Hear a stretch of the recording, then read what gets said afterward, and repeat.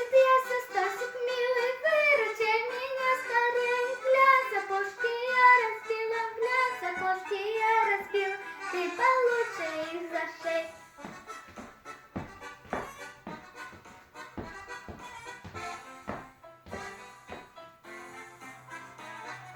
Ей ответил Стасик, ладно, приходи через часок. Взял иголку, вынул дратву, взял иголку, вынул дратву.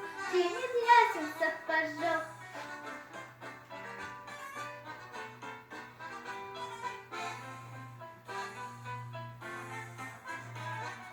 Вот и я